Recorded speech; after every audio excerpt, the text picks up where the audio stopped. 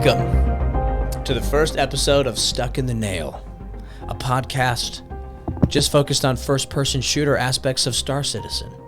It's going to be good. It's going to be good. My name's Daft, and with me today, not in the studio, but far across the land, I have Echo 5 Romeo with me here. What up, Hey, Echo? what's up? Yeah. Dude, Echo, how long have we been playing video games together for, man? Holy, what, 5, 6 years? Six. I think 6. 5 or 6 years. Yeah. We'll just round up to 6. It's a nice even Yeah, number. it makes sense. Yes, sir. But yeah, we are fanatics about Star Citizen. Am I wrong or am I right? Am I right? Yeah, I mean, right? Like, Chris Roberts has sold the dream to me. So yeah, I mean, I would consider, I don't know if fanatics maybe the right word, but yeah, I'm a huge fan. I want to see the project through. So Yeah, me too. And Mal, you can keep it on both of us here for a minute because we're going to be talking back and forth. Thank you. But yeah, so Stuck in the Nail. That's the name of this podcast. That's how you're going to find it on Spotify. You'll see it on our YouTube channel as well. We'll give you all the links you need. But why Stuck in the Nail, Echo? Where did that come from?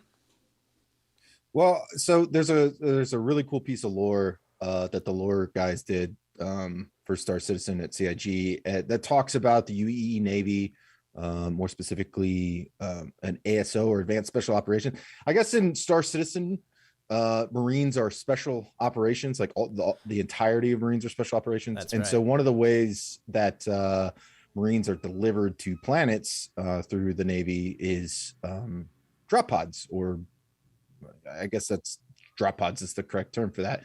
But Yeah. what they call them is a nail. So nails would come out, hit the surface, Marines would exit and do what they do best. So Stuck in the Nail comes from that little bit of lore, which I'm sure we'll have it linked somewhere so you can read about it. But Yeah. it's a little head nod to the FPS aspect of Star Citizen, which is gargantually overlooked in bunches of media on the internet, to include the devs themselves. So It is, yeah. but yeah, that's where the name comes from. I digress. No, it is. That's it. That's beautifully described. Yeah, Stuck in the Nail. The hammer being whatever ship dropped the troops, right? That's the hammer that drives the nail, which is the drop pod. So hence being stuck in the nail. Because I would imagine getting dropped from orbit to the planet side, whether it's like Halo ODST, or there's a lot of science fiction out there that like talks about that, right? That would be a pretty jarring experience. So the fact that they've built some lore around that too, I think is pretty dope. Stuck in the nail. That's I agree. strapped in. Like that's a one-way ticket, man.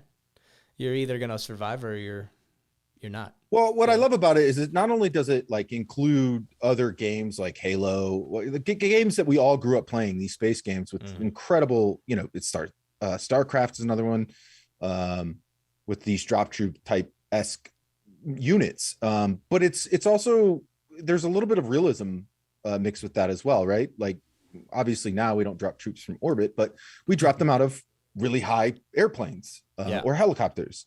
And so I think it's a really cool head nod to realistic, Star Citizen's desire to be somewhat realistic, backed off to a point of fun.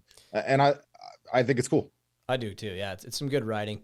It makes the world come alive a little bit more when you can put that like just verbiage to it. I'm stuck in the nail, man. So that's where we got the name. Vesper, we got to shout out Vesper for suggesting that as a podcast name. So what up, Vesper? Thanks for doing that. Thanks, Tony. Yeah, and we'll explain that more further as we go, as we produce this podcast over the months and years that we play Star Citizen. So hopefully this is something I think we can do this pretty originally, or not originally, pretty regularly is what I'm getting at. But yeah, so that's kind of the name of our podcast here, and we are very, very. This is a niche, right? We're going to talk about first. Oh, very much so. Yeah, first-person shooter aspect of Star Citizen, and we'll kind of kick it off with that. You said the first-person shooter aspect is kind of neglected within the Star Citizen community. Do you want to expound on that a little bit? Yeah, I mean, that's super simple, right? Like go to YouTube, type in Star Citizen, and look at all the recommended videos that pop up. They're all about spaceships. And don't get me wrong, in a space game, I think there should be a fair amount of coverage about spaceships, Mm-hmm. But we're not talking about Eve Online, right? Where there is no first person aspect, right? Or the other game is this Elite Dangerous, right? Elite Dangerous is that other game that has a first person aspect to it. But again, it's all about the ships because you spend a majority of your time in spaceships. However, Star Citizen is trying to make it feel like a real universe where you can get out, stretch your legs, move around, do other first person walkabout things, right? And I just think that is so neglected right now in the level of development. And to defend CIG a little bit here, I think they have to be in order to fund the game. Nobody is going to spend $100-$200 on a virtual space gun, right? Like that you can shoot. Yeah, just nobody's going to do that. So they have to sell ships, and I get that. So I'm not trying to you know to shit demean on what these other people are doing with videos. There's like an architect doing reviews on ships. It's such a cool aspect to the game. But I think it's time now that we've got ships out there. You could see it on YouTube a little bit in social media where people are, all right, well, we know Star Citizen has spaceships, but what else is there to do? And I think that's where FPS talk comes into play, right? Specifically, what can you do on foot and why it matters, maybe through the lens of military tactics and such. So yeah, and that's what we hope to do. I think that's very well said, Echo. The FPS or the first person shooter aspect of Star Citizen, specifically the shooter aspect, because you can go do first person mining, you can do first person medical gameplay now in 3.15, but we're talking about the shooter aspect of it, the combat. And also the way of life and the profession of being a mercenary, a pirate, security, whatever you envision yourself in the verse, like being able to defend yourself in first person and also having a good understanding of like actual real world tactics that do transfer over into Star Citizen is going to be helpful. And I think for both of us for both of Echo and I here, for those of you watching, just a little bit about us. We're both military veterans, both served in the Marine Corps. Echo, if you don't mind me introducing you a little bit there, but Echo is a Force Reconnaissance Marine. And before that, you did... I want to make a correction to that because I know how the internet's going to be, but I was a battalion reconnaissance Marine, not a Force Reconnaissance Marine. Oh, okay. Just clear the air. Yeah. Oh, that's right. I forgot there's a distinction there. So yeah. Mm-hmm. Anyway, anything with reconnaissance in front of it in the Marine Corps is pretty badass. Okay. So thanks. Yeah, and then I did 6 years in the infantry. And so Echo and I, as we go through this podcast and other episodes of this show, like we're going to share our knowledge and experience with you guys as it relates to Star Citizen, because I, for one, and Echo probably agrees that a lot of this stuff does transfer over. A lot of real world tactics do transfer over into FPS Star Citizen, right? Well, and I think that's one of the biggest. Yeah, don't get me wrong. Everybody wants to be Wedge Antilles in a T-65 running the trench, right? Like, and it's great, and I do too. Like, I grew up watching Star Wars and loving the whole aspect of the space opera that is Star Wars, and all the subsequent sci-fi stuff that comes out. But there is an alarmingly interesting connection between FPS play in Star Citizen and what you and I have done in real life. Not that it's a 1-for-1. I want to be very clear. It's not a 1-for-1 thing, but I think CIG has done something to create that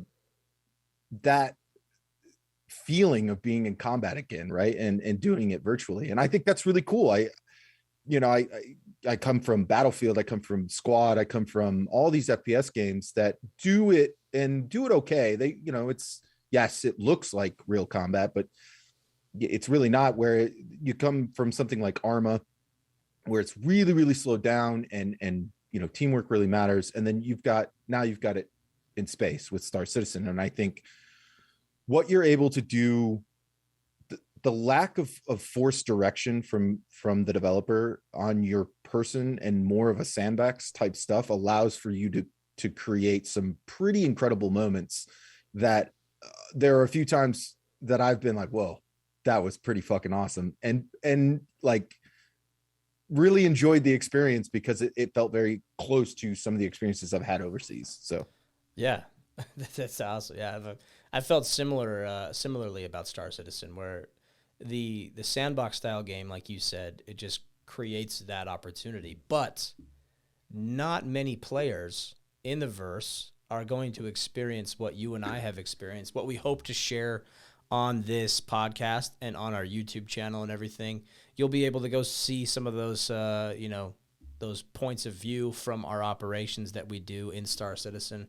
We're going to share egregiously, and we don't have any problem sharing our tactics with the community of Star Citizen. We're not hiding anything unique or special.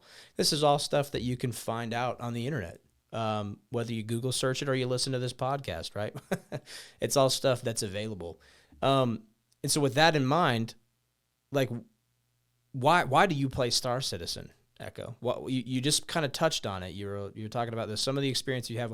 Like, what's the allure? Because you've told me many times that you want to be professionally like a merc, right? You're just a gun, a guy with a machine gun running around in the verse, right? Yeah, and I think I think I think that's most people who have been in the military, who have done some combat and stuff like that. I mean, I think you're going to get that response from a lot of guys. Like, just give me a machine gun and tell me where to fucking shoot it, because I've done it for real. It's a video game. I understand that. And I envy in the Marine Corps. I envied my machine gunners. I envied my team members, because I mean, man, they just had to point and shoot. They didn't have to think about what they were doing. I mean, they did, but there was no like higher level thinking beyond what was right in front of them. And I envy that. So I mean, I look forward to doing that in the verse as well. But I want to kind of go back and touch on something you said about, sure, the tactics that we will be presenting and such. I think that media has sort of romanticized our jobs, right? Like you as a grunt, me as a grunt, Hollywood, video games, all that, Call of Duty, Battlefield. They've sort of romanticized what it is to be a general infantryman. And man, it sucks, because being a general infantryman is just so much fun.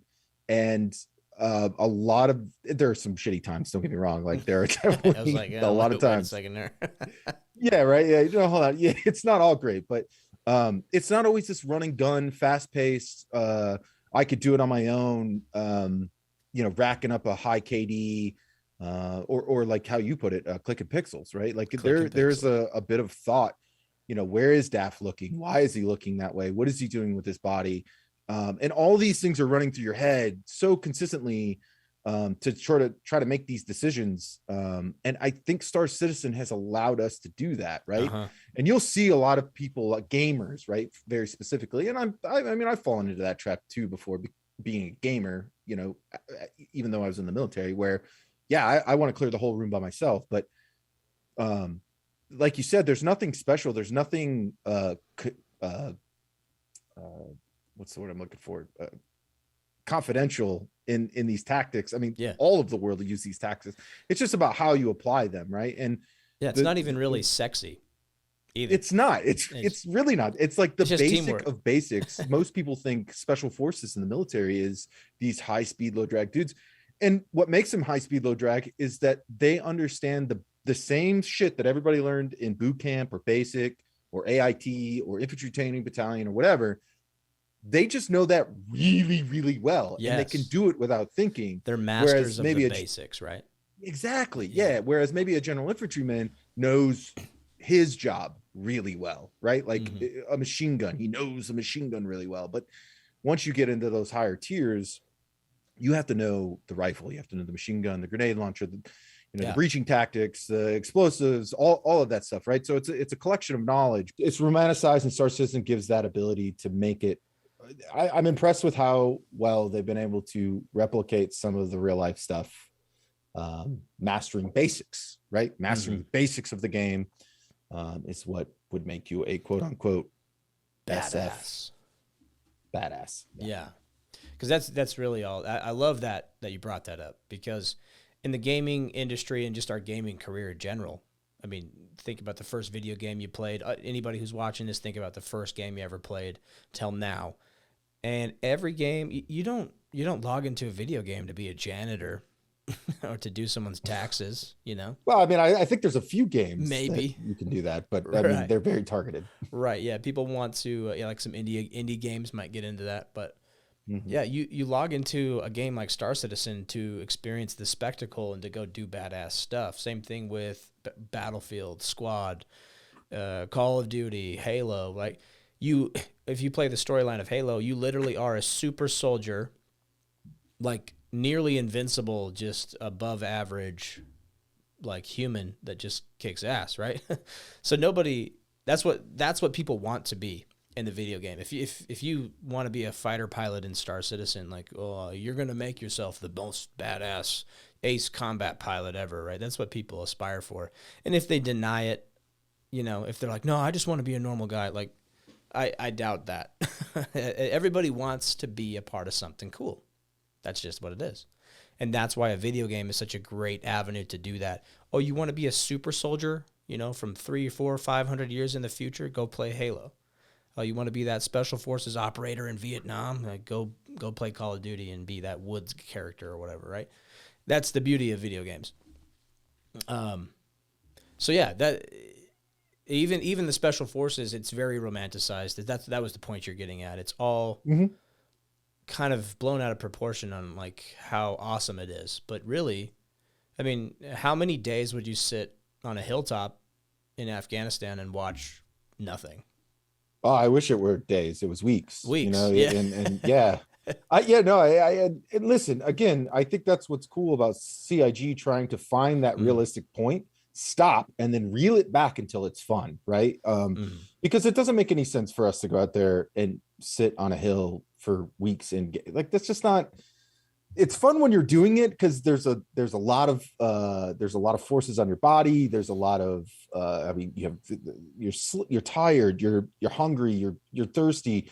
You have an itch that you can't scratch because you got a bug biting you, because if you do, then your hide is blown out. You know what I mean? Like, there's 100 reasons why you can't do that. But in a video game, you know what I mean? Like, how do you simulate an itch you can't scratch, right, from a bug? And if you, right, it's so I think they're doing a good job at doing that. And most of that feeling comes from, PvP, like this coordinated, most of the stuff has been coordinated with other orgs, a time and a place with the lore guys. You're a fantastic lore master. Like, the wordsmiths want to spin it however they want to spin it, and that's their part of the game, and that's okay. Me, I'm just here to fucking fire a machine gun, man. Yeah. That's it. I just fire a machine gun and get the boys rallied to go, Yeah, that's awesome. And that's what I think is so great about Star Citizen, because it affords the player, any type of avenue that you want to take to experience that part of gameplay. And I hope in the future that there are like stock traders or people who just run organizations and companies, like it's all just administrative gameplay. And I hope there are guys that are, out there trying to survive and go like overlanding, how like people, they trick out their trucks these days, see how far they can go. Same thing. Well, like, and that's that exploration gameplay, right? Like, that's where that's where, and I love that. It's yes. All yes. Yes. So what we're aiming to do with this podcast is delve deeper into what Echo and I like to play, the styles we want to play. So you might be listening to this podcast and you might go, yeah, these guys are whack jobs, man. Like, yeah, I want to fly spaceships. Like, and you'd be right. You'd be 1,000% right. 1,000%. But yeah, we want to be very. I mean, what are some words that ring true? I mean, you want to be a machine gunner. You want FPS combat, right? For me, it's the allure of teamwork and coordination that I can achieve, and I put it on my bio. It was like tactical nirvana is what I'm hoping to achieve.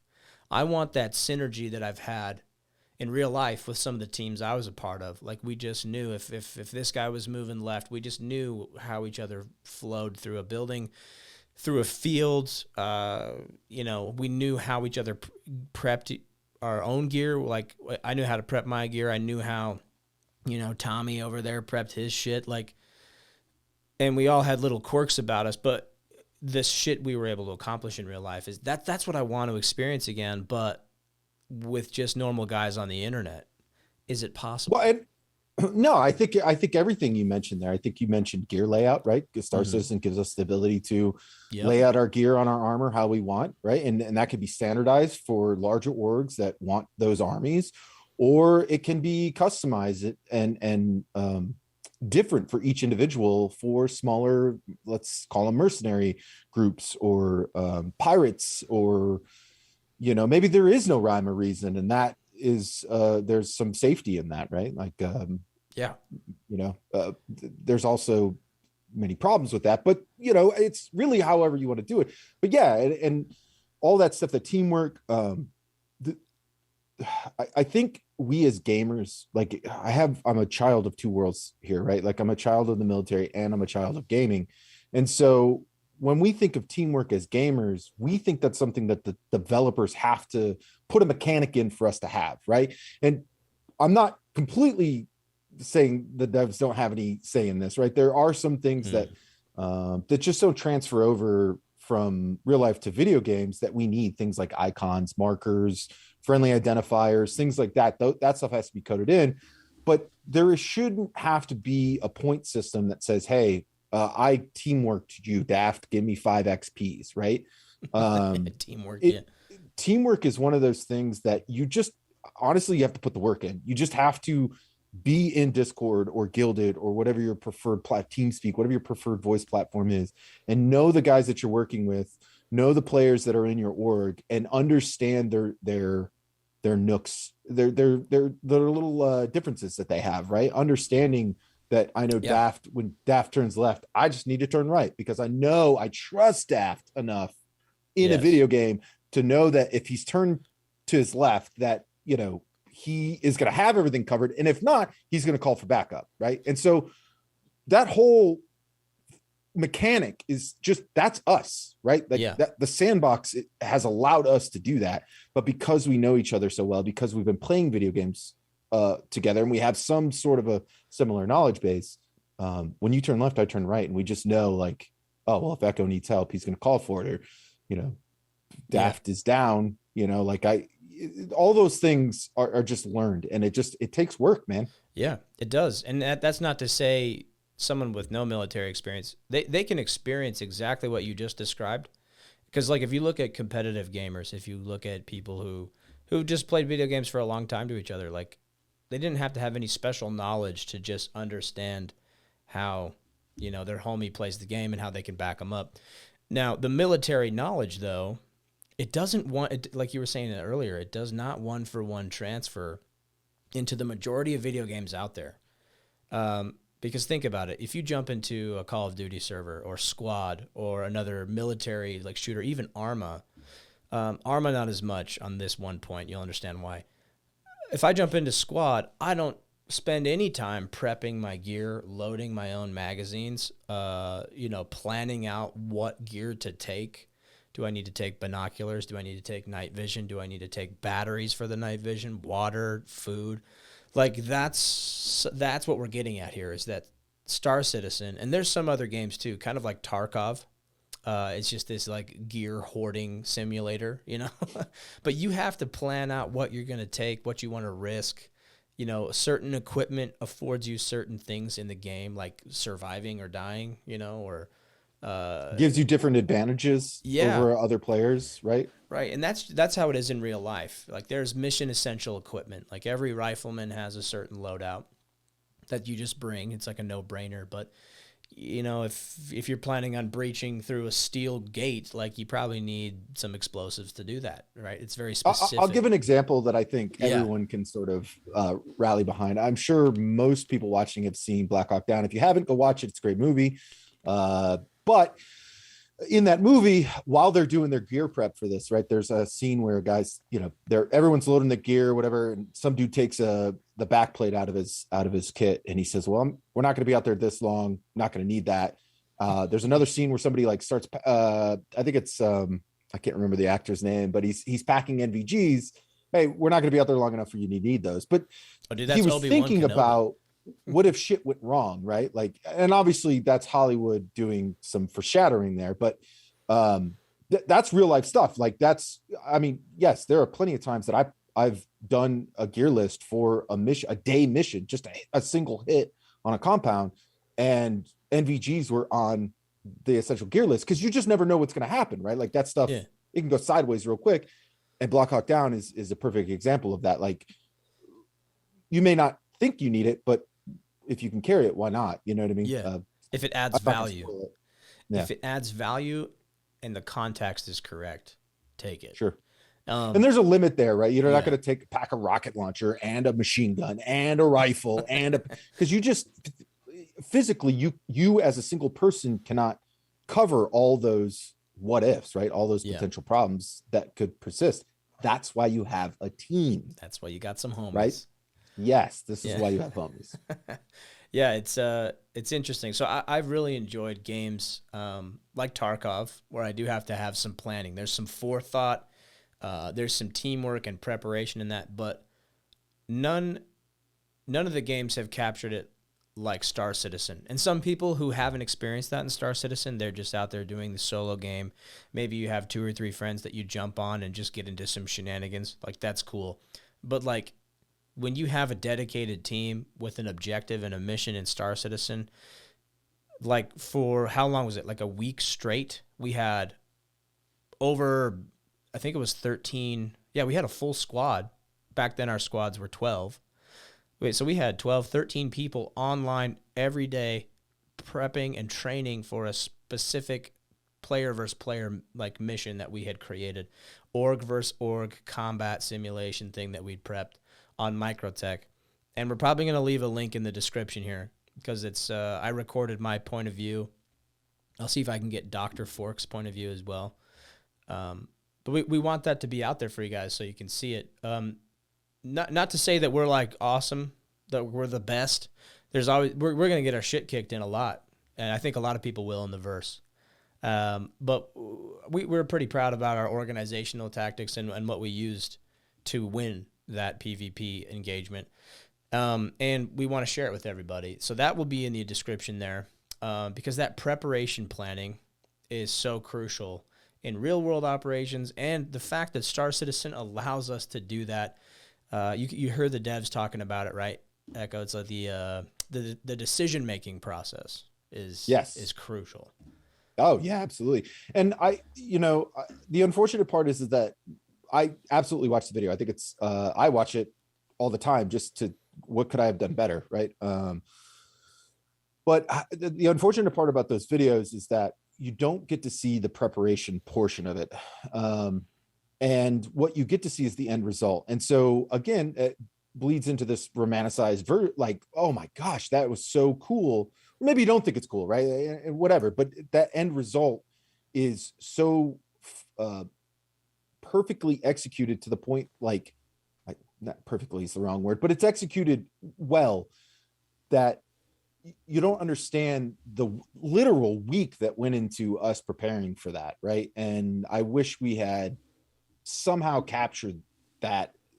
I don't know how you do that, but you just have to be there. Military, our military knowledge and experience does not make us experts in this game by any way. I'm not crazy to think that, right? Like I don't think that. What it does though is it provides some guidelines and some guiding procedures SOPs for us. Standard operating procedures, right? For us to follow and sort of adapt, which is really what creating an SOP is all about, is seeing a potential issue and then saying, this is what we're doing every time this particular issue pops up, right? Yeah. And so I love the Operation Blizzard videos. I think that that was honestly out of shit. How long have I been gaming now? I mean, I've been PC gaming, I guess, since I was 17, 30, about to be 35. So it's whatever that math is. I'm a Marine, so I can't do math. But that was probably one of my top 3 moments in my gaming lineage or playing video games, is that moment where, what is it, 25 people, 40 people? I can't remember how many. We had a full server. It was 50. So it was 25 on 25. So 50 people came together and created something out of nothing using only military guidelines and the tools that CIG put in Star Citizen for us to, and it was a blast. It was an hour and a half of 30Ks and there were issues, right? There were tons of issues, but we persevered through them. And I have one of the best moments in my gaming sort of lineage to always talk about, think lineage. About, right? I like it. Yeah, dude, it was my top, like probably top 3 moments for sure. Yeah. Just what you can do with a team in Star Citizen, a well-organized team is fantastic. And that's going to make or break orgs. You'll see these big orgs, I think, with thousands of dudes, get their asses kicked by an org of 20, 25 guys, if they're coordinated correctly. And, the video speaks for itself. We'll show it to you. So that'll be in the description. Now, I was going to get into we're here to talk FPS. So right now, there's a lot of, I mean, what can you do in the game? You can go do some bunkers and shoot some bad guys, clear out a cave. But what do you think, Echo? What do FPS players need as far as tools from CIG? What do we need? Oh boy, there's a list, right? Yeah. And I get it, right? Like I understand that this is on the back burner. Again, you're not going to spend $50 to buy an in-game smoke grenade, like, and fund the game. I got it, but I think we're to the point now where, you know, you're growing a game, you're giving us these tools, and I think it's time that, can we have a few more tools right on the ground? And so, you know, we have chem lights. I can't remember what they're called in the game. Flares, quick flares. Quick flares, right? And I think that's a phenomenal tool. It's a simple tool that with a few tweaks can be like, it's something that I carry on me all the time for purposes of identifying myself. As of right now, the way that the game is, NPCs do not wear quick flares on their, they have no quick flares on them. So at least for us, one of those things is we know we're going into another perfect example would have been it was Xenothreat. Thank you. So one of the great examples of that is Xenothreat, right? Yeah. Xenothreat, we threw on a quick flare, and you could easily identify people. Now you could go with the colors. Different colors represent different teammates or different teams or whatever. However you want to sort of, the sky's the limit there, right? But more marking tools. And I think in the last Star Citizen Live, they had spoken to, or one of the recent Star Citizen Lives, they were speaking to the FPS team. And there's a lot of cool stuff that they talked about. And smoke was one of them. And it almost had appeared that colored smoke, you know, your reds, your greens, your blues, oranges, purples, didn't even occur to them for those purposes. Now we're in space, right? Smoke is a very limited tool. Although I would be curious to see what happens to smoke in space. In zero G, yeah, right? Like I've never seen that. So that might be kind of an interesting hurdle for them to sort of tackle. But yeah, the ability to mark that stuff, or adding functionality to those quick flares to, one, be able to turn it on and off, or add a strobing effect, or you know, there's 101 things you could do there. Yeah. You know, they talked about infrared too. And that was a topic of discussion as well on Star Citizen Live, was night vision. I think it was more or less with the UI guys, but yeah, night vision, right? Some sort of limited capability to be able to see at night. And I think everybody in the game was like, yeah, okay, this is ridiculous. Every time you send me to a planet, it's dark and I can't see it, and I have to just ping multiple times to be able to even see the ground. The light that you added to my ship is just whatever, right? Yeah. So a limited ability night optical device, right, to be able to see. It doesn't have to be thermal, doesn't have to be, you could put a distance limiter on it, right? You can only see, because they got to balance clearly, right? Yeah, and I get that. I don't want nods for the ability to see everyone all the time. I want them so that I can use them at opportune moments to gain an advantage over my opponent. Yeah, like when it's applicable, like flip your nods on. I've rolled with some guys, and they have their nods in real life. They don't have them all the way down. They have them halfway up. So because going through a building, it might be broad daylight, and they still got their nods on.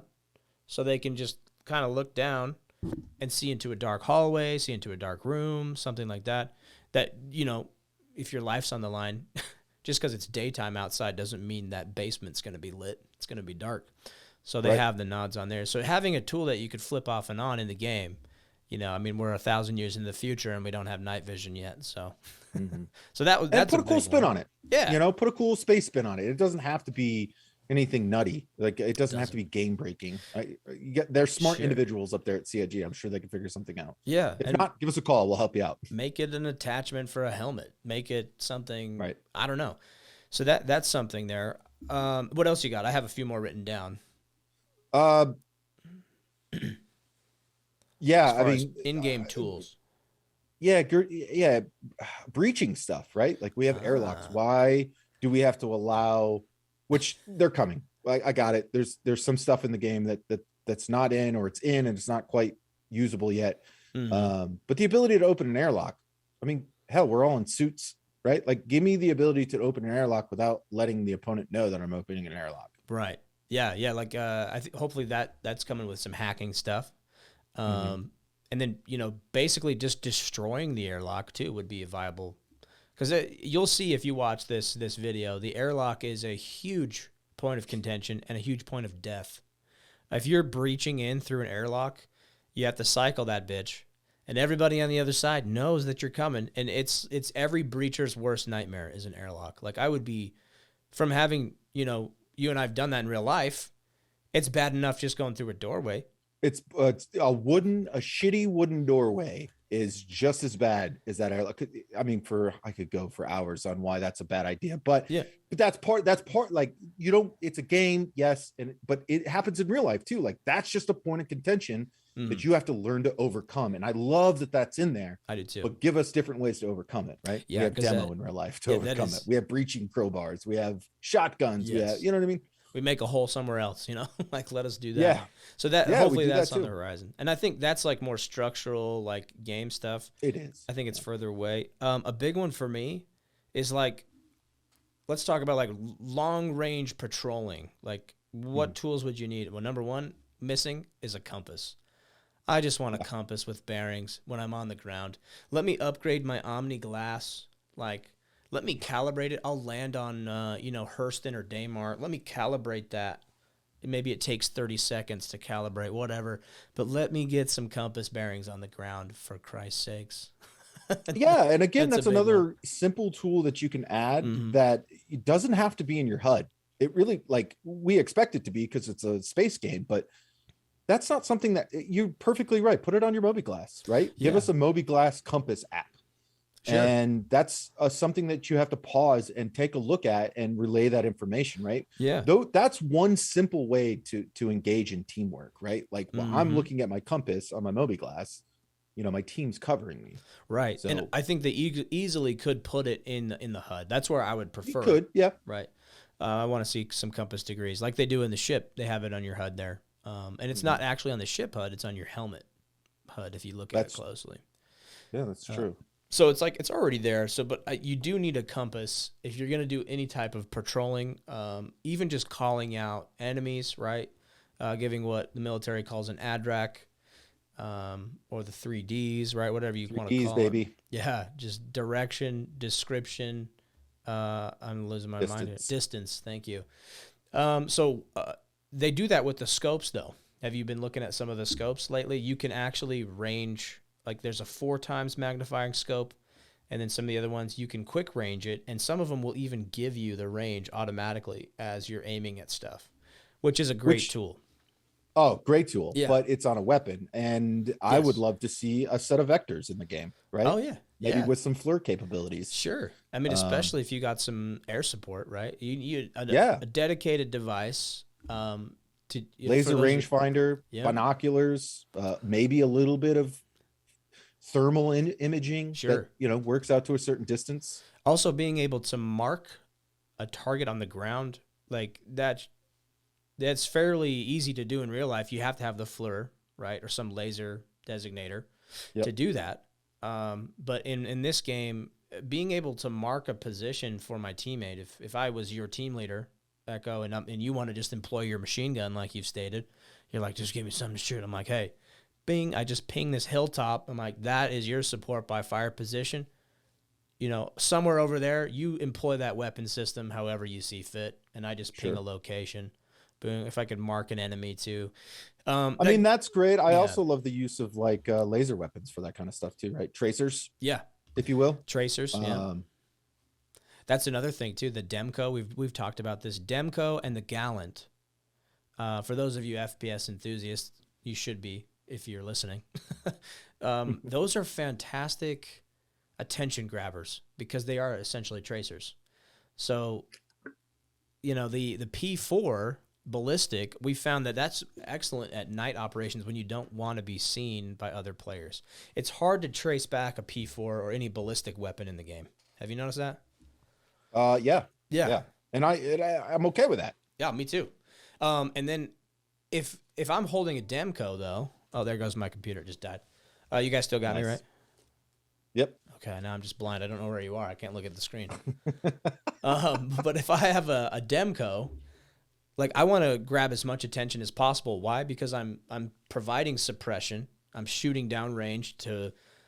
I want to be seen. I want to get shot at. I want to pull enemy fire off of whatever element of my team is maneuvering. Right. Mm-hmm. So put a P4 in those guys' hands so they can shoot a little bit more incognito. Right. If you got a suppressed P4, even it's a little more quiet too on audio. I don't think that matters as much as the flash reduction. No, yeah, and yeah, the reason why overwhelming fire is effective is because it's scary, right? Like, yeah, no, like even before 3.15, when your life didn't matter, just Alt F4 or you just backspace and just, oh well, I'm stuck. Let me just back. Yeah. But now when it really matters, like now you got to go through the hassle of like either losing all your gear or whatever. So like that overwhelming fire now becomes more of an effective tool for you. Dude, absolutely. Yeah, suppression is a real thing now. It's not just gonna like shake your screen and make you discombobulated. Right.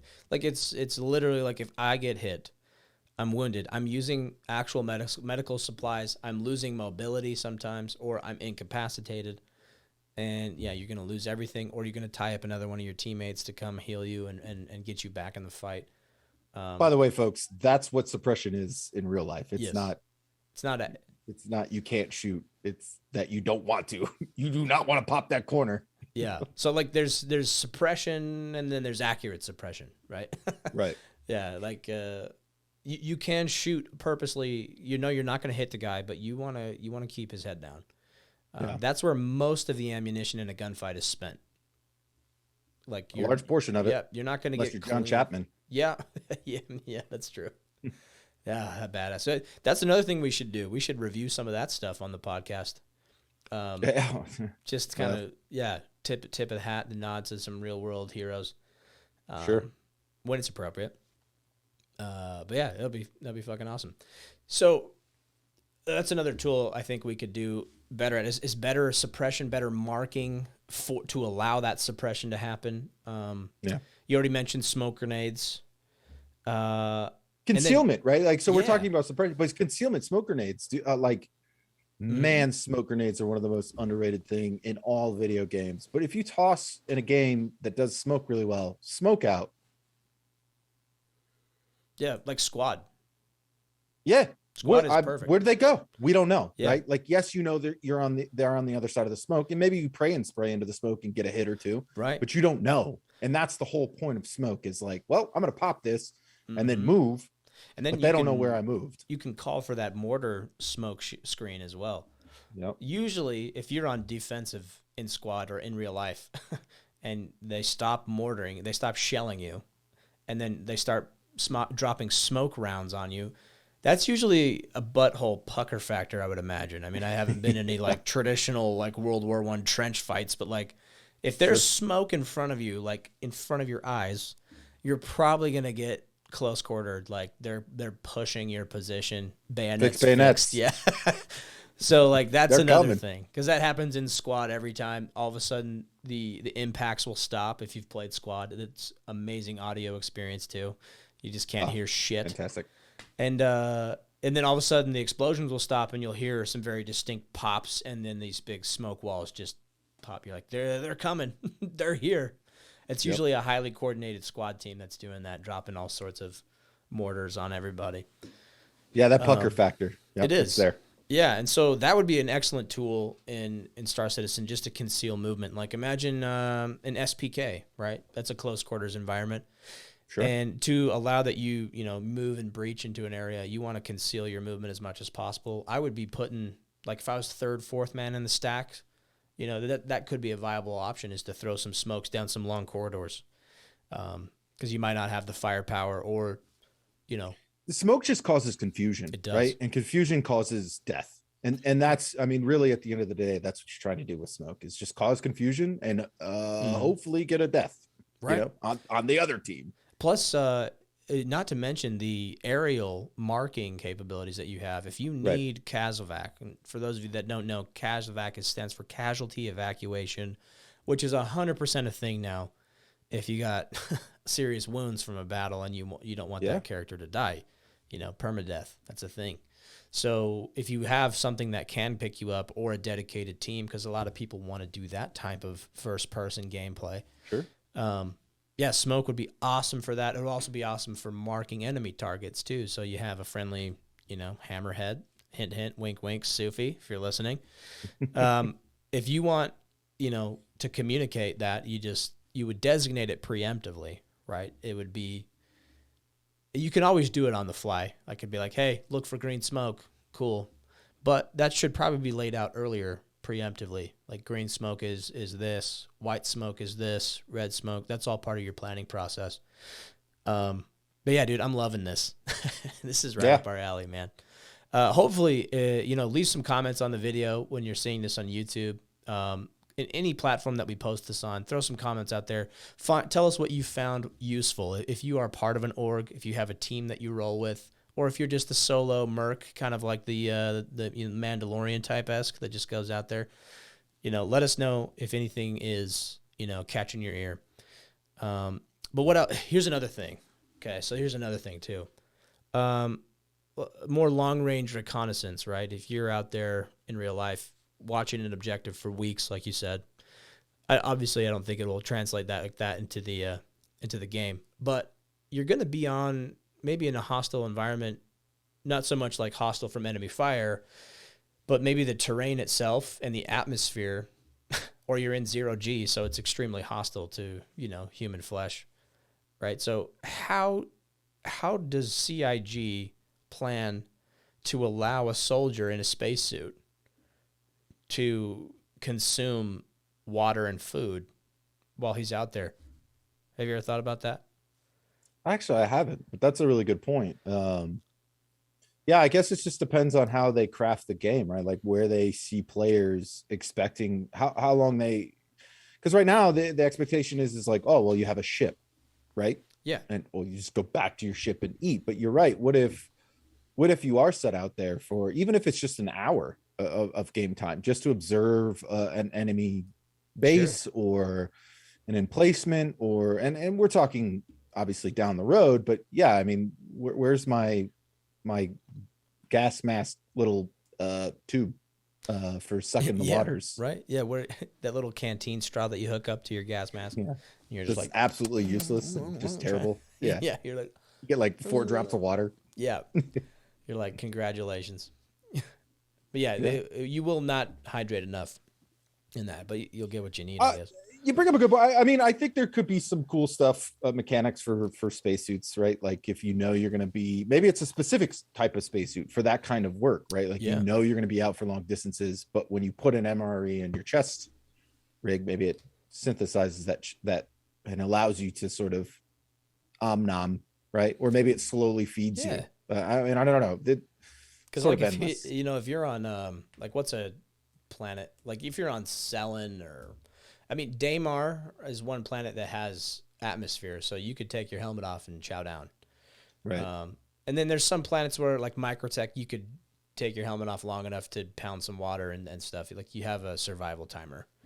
But some of them don't have like breathable atmosphere at all. And so you take your helmet off, like you have literally, I don't know, 30 seconds maybe before you die, but like your HP starts going down. Like you're going to die. You're being incapacitated. So it's maybe it's something that's created because I could see players, I mean, everybody's trying to get an edge up on the game, right? Mechanically, but Mhm. oh, well, why would I ever take my helmet off and eat when I could just shove it into my chest plate and it feeds me? Maybe Right. it's just one of those things where you don't just get as much nutritional value out of it, right? So eventually you'll Yeah. need to eat more food, but it's something to sustain you while you're out there for an hour Right. or two Like a little, without the ability. like a little gel cartridge that you can Yeah. slurp down through his helmet, Yep. something like that. Yeah. Or maybe it's like a pen that you inject, Could because be. they already got this animation in the game. It's a pen. I love my hamburgers and Yeah. intravenous Yeah. I'm just form. shooting up some McDonald's, dog. Ah, yeah. Whamburger and gel form, please. Right. Yeah. Like a little nourishment pack that you could do that would just bring you back up. I don't know. So something for an extended time on foot somewhere. Like if you're stuck in, a space station like SPK or Kovalex or something, or whatever stations they put in the future. Maybe it's another player owned station whenever that comes online. Or maybe you're just sitting at a comm array waiting 45 minutes to disable it because that's your part of the mission, while your team can go commit an assassination. We've done that before. Which all of these sound boring, but I promise you will end up doing Yeah. in Star Citizen. You will do it, yeah. Like that was me. I sat in that comm station or the comm array for 45 minutes, and I was so excited the whole time because we were Right. planning on assassinating a player. We wanted to do it. It was just a little challenge we made for ourselves. Some gameplay that again we created, and we coordinated it, and we made some standard operating procedures to conduct it, and it was awesome. And we had probably 6 or 7 people involved in this little operation, and that was my role. But I was running out of water and oxygen. I was okay on because I wasn't moving a lot, wasn't huffing and puffing. But my hydration and my food timer started ticking down. So it's like, how was I supposed to do that? I'd have to go into a ship with atmosphere and then take my helmet off. And same thing, if you're on the ground on a hostile planet, like how are you going to do that? Well, you have to go into like an Ursa rover, because that's like one of the, or like an what's the ballista, or that new troop transport thing, where you can actually close the doors, or a tank, right, and take your helmet off, and the game won't kill you. So Right. that's another thing too.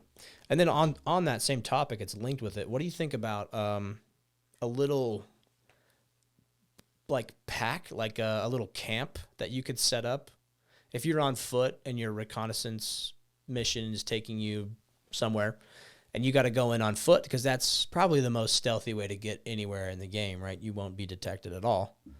Yeah. So yeah, if you could have a place to log out and still log back into that place, I don't think a respawn thing, not a respawn, obviously. No, but I think that's interesting. That's an interesting tool Mhm. maybe to have, is somewhere where maybe you are ground explorating, right? Like, I Yeah. mean, again, we're talking, you fly in your Carrack or the new MISC exploration ship, you get to a planet and you just want to walk that, Yeah, why not? what's there? Let me explore. But Or a it's cave. dinner time, or your kid is crying, or, mom says it's time to go to bed, whatever the case is.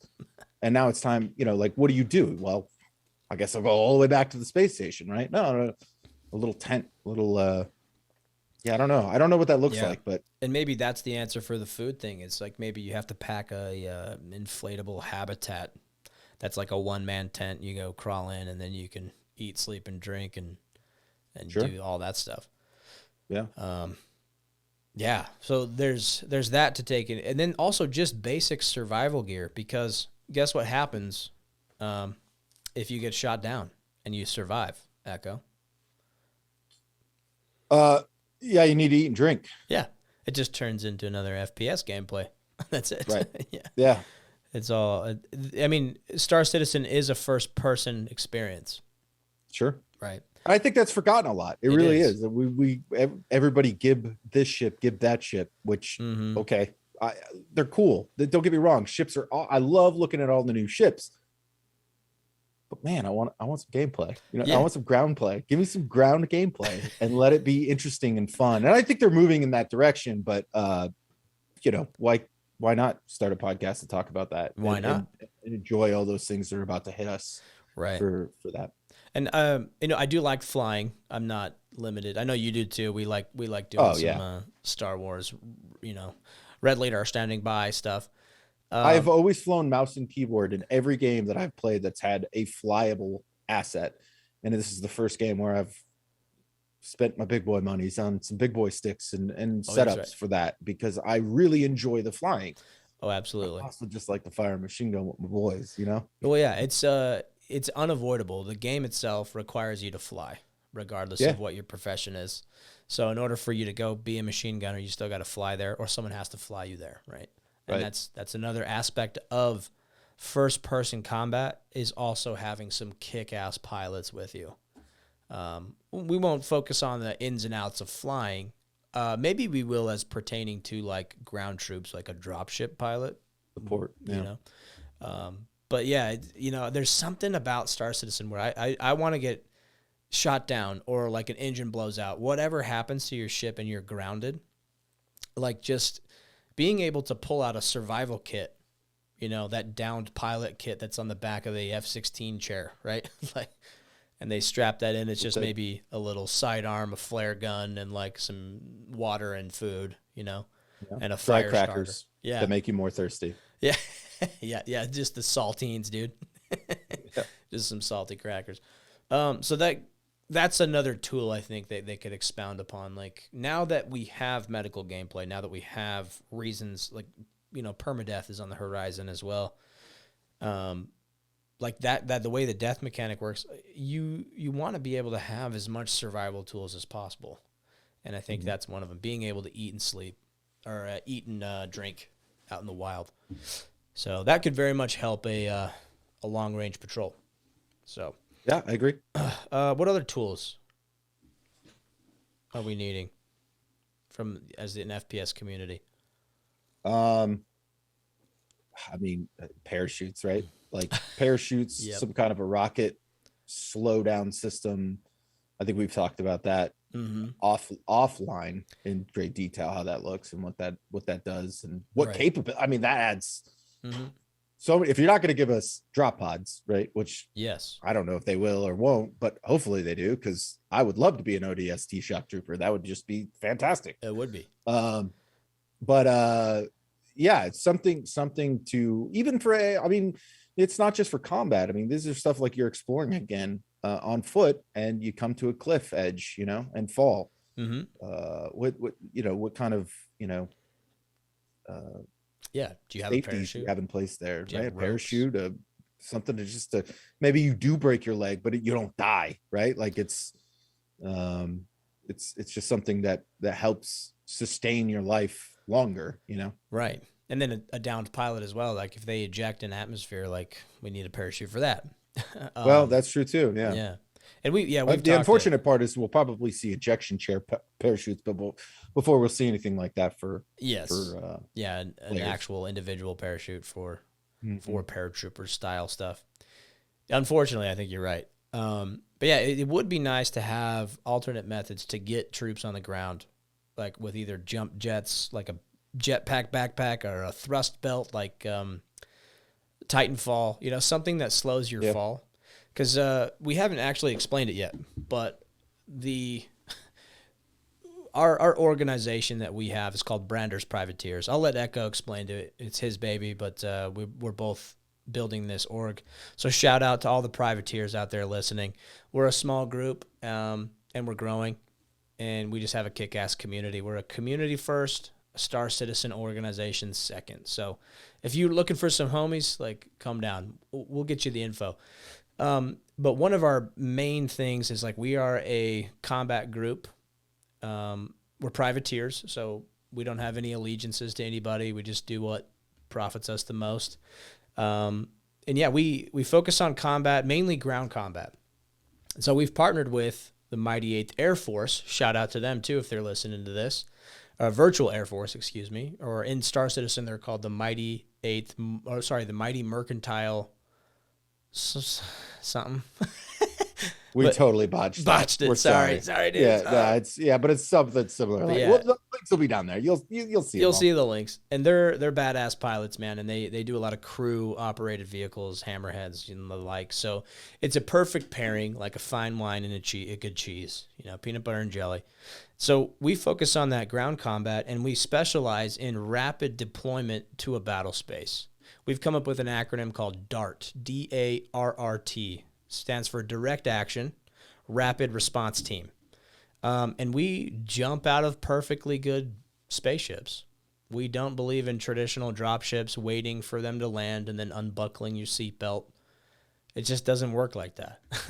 We want to get to the battle space as quick as possible. And so with 3.15 coming out, we're still adjusting some of these tactics, but basically we have some very skilled dropship pilots that will get us, under, what is it, 50 meters is our target? Right now it is. Under 50 meters off the deck. Gravitation. Yeah, depending on the gravity of the planet. Under, around 80 to 90 meters per second, which is pretty slow for a dropship pilot, but we're taking out the landing portion. That's pucker speeds right there. Yeah, it's pucker speeds. But for us jumping, it looks like we're going at 1,000 miles an hour, And then we jump out with med pens ready, and we hit the deck. So we'll show you some videos on that. If you're interested in rolling with us, even if you're from another org, if you have commitments to run to another org, just come hang with us. We'll teach you everything we know. We have nothing to hide. And, send you on your way. So come hang with us, and we'll teach you those tactics. But, yeah, we can get you'll see it in that video, too, that we're going to post of Operation Blizzard. You'll see about 12 troopers all land on the ground completely fine, split into 3 teams and do their job. In the middle of a blizzard, it's gorgeous. So, but it's from one person's point of view, so you might miss it. Look for heads-up markers on the party markers and things. You'll see it. But it's pretty cool stuff. So with that in play, me and Echo have always thought for a long time that the game needs we need parachutes or some sort of jet assistant thruster device. Yeah, we'll call it gravity. A altitude assisted device. I don't know. Yeah, falling assistant. Words out of my head. Yeah, we just need wings, really. Yeah. But yeah, it's a fantastic way. What do you think about that type of rapid reaction response that we do? Yeah, it's fun, man. It's again, that's just not a mechanic that I don't think. It's just not something I don't think Star Citizen or the CIG devs thought players were ever going to do. I am definitely not the person that came up with that idea. It was actually another org I was a part of that sort of used lore from another video game to sort of create that sort of gameplay. We just helped refine it, I guess, right? Yeah. And then with all the changes to gravity and ship mechanics and all this other stuff, it's just one of those things where it's kind of gotten harder for us to do that, right? Almost impossible for us to do that. So a device to assist us in that, that's just another. And I'm not limited it, make it restrictive in some way, shape, or form. One it's time not use. I don't need a jetpack to fly around and kill everybody and be super accurate, right? But it's just something to slow our descent. Would be phenomenal. And the gameplay is great, right? It's how cool is it that you're sitting in the back of a ship with all your bros, and you're hearing the procedure for getting up out of your seat. Yeah, stand up, hook up, shuffle the door, right? Red light. Door opens, bam, light. there you see the sun on Hurston just it's falling, and then you hear that green light, and you hop out. You don't know you don't know if you're gonna land and be okay. You don't know if people saw you or and then you get up and you move to your target and do what you were business as usual, right? Yeah. So we did not develop that procedure. That's a good point you brought up there. It was another org. They did a great job. It was just once they got on the ground, that's where we really could help them out. And what does team formation look like? What's proper dispersion? Why do you stay spread out? Why There's a lot of learning, I think, in that org mutually from both military and non-military individuals, individuals that are just high-level managers in their real life. It was a lot of good knowledge shared back and forth, which is absolutely what makes a great team, honestly. It does. Yeah. You want a well-diverse team, right? If you have a team full of Michael Jordans, they probably wouldn't have gotten to the NBA or the NBA Finals as much as they did. They wouldn't have taken the championship as much as they did. Right. If you have 5 Michael Jordans on the court trying to be teammates, probably not the best. But then again, Michael Jordan was the greatest, and he was fantastic with organizing and working with teams. So maybe they would have, you know. But the point is, you want a well-diverse team. You want people from all walks of life, because everybody can come into a video game and click on some pixels, and you can win, you know. And there's some people that are better at clicking pixels than others. So in a 1v1, you might lose to them. But if you have the right teammates and the right tactics in place, you're unstoppable, even if you lose one guy. We had plenty of guys that weren't good at quote unquote clicking pixels, right? Yeah. And they were just as effective and useful in a team as the guys that we did have that could click pixels really well. Mm-hmm. So yep, there's always slack to pick up, work to be had, work to be done. That's another term we'll use a lot on this podcast. Finding work and how to employ that. So over the next couple weeks as we do this, we're going to be talking about your individual actions that you can take as a teammate, what makes you a good teammate, what makes you a good rifleman. So you can take this stuff back to your orgs and to your groups, and you can take some of these concepts with you. That's what we hope to do. And then we'll be talking about, individual actions, like I said, team actions, all sorts of good stuff. What else you got, Echo? What do you think? Life in the verse from the perspective of two dudes that want to play combat, Yeah, two grunts. Right, yeah, two ground combat specifically. Like, we'll touch ships and other aspects that aren't ground combat, but because it all comes back into, supporting that ground combat play. And I can't wait for Theaters of War to come out, right? Like I think that's the first real targeted approach at sort of this combined arms combat. And I think it'll define a lot of what's viable, what's meta, what's not meta. Yeah. And it will really shape how the PU as how we do it in the verse as well. It'll be really interesting to see. So we'll save Star Marine as well, right? Can you get that? Yeah. Can that be a little hashtag? Save Star Marine, please. Save Star Marine. There you go. We'll start save a hashtag. Star Marine. Yeah, words are hard. And then we'll get some more clips and everything. We want to do a segment on here where we're analyzing some actual gameplay. Your clips, our clips. His clips, her clips, their clips. Yep. All of them. Your dog's clips. Maybe you got a couple of cats that have clips too. If you get a haircut, you go to sports clips. Yep. Usually. Don't go there. Yeah. No, that's a waste. Definitely don't do sports clips. If you're spending less than $20 on a haircut, you're getting hosed. That thing's going to look like a like a jigsaw puzzle on your head. Yeah. I need a haircut too. I mean, look how clean. I do too, yeah. Look how clean Echo looks compared to me. Right? I'm like, we're both homeless. We already established that. Well, yeah, we're both homeless. But I don't know. I'm just scraggly homeless. You're like recently homeless. I actually need a haircut. It's ridiculous. I hate my long hair, but I digress. Yeah, man. Well, hey, it's been a pleasure, Echo, as always. We could talk shop about this. We always run our mouth about this stuff. So now we're doing it more officially with cameras and mics. So yeah. So now you get to hear us run our mouths about it. Yeah. For better or worse. Well, hey, tune into the YouTube channel. It's going to be called it's Brandr's Privateers. That's where we're hosting this podcast episode on YouTube. And then you'll find us everywhere else called Stuck in the Nail. Stuck in the Nail on Spotify, you name it. We're going to put it out there. Wherever you listen to your podcasts. Yep, it will be there. So, yeah, throw us on anytime you want and come join us. Come hang out with us. Come play with us in the verse. Absolutely. And what else you got, Echo? Is that it? That's it, man. Yeah, that's all I got. I mean, I wish I had a cooler outro, but I don't. We'll get them. We'll get something as we come. Or we can always do the I'll see you in the verse. Yeah, I'll do the start. No. I'll do the Chris Roberts hand. Yeah. Anyway, that's all we got. So, signing off. Have a good one, y'all.